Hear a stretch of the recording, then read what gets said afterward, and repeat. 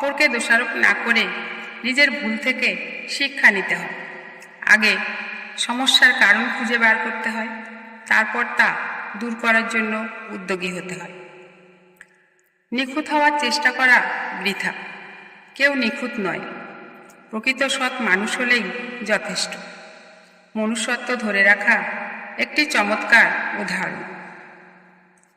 হতাশাবাদী বাতাসের ব্যাপারেও অভিযোগ করে, আশাবাদী বাতাসের পরিবর্তন আশা করে, বাস্তববাদী পাল সামঞ্জস্য করে। অল্পে সন্তুষ্ট থাকা ব্যক্তিরা সহজে সুখী হতে পারে। চাহিদা যার বেশি রয় সে তত বেশি অসুখী হয়, কারণ চাহিদা মানুষকে মানসিকভাবে অসুস্থ করে তোলে। ঠকালে ঠকতে হবে, এটাই প্রকৃতির নিয়ম।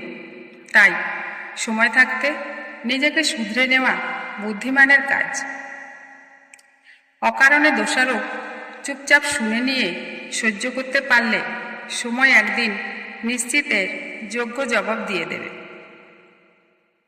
টেনশন আর মানসিক চাপ দূর করতে চাইলে নিজের কাজে ব্যস্ত থেকে নিজেকে যত্ন করে গুরুত্ব দিতে হয়।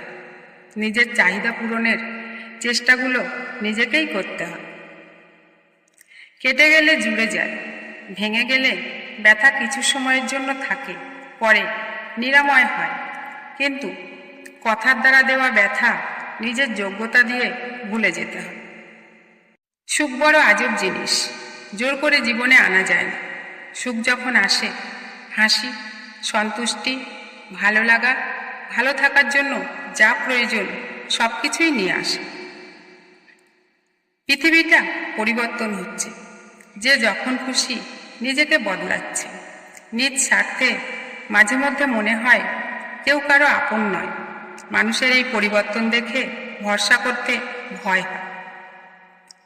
অসাধারণ সুযোগের জন্য অপেক্ষা না করে সাধারণ সুযোগগুলোকে কাজে লাগাতে পারলে সেগুলোকেই দুর্দান্ত করে তোলা সম্ভব।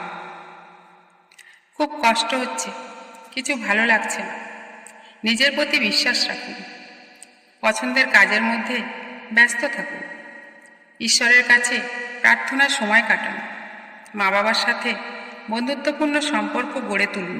নিজের অস্তিত্ব বজায় থাকবে।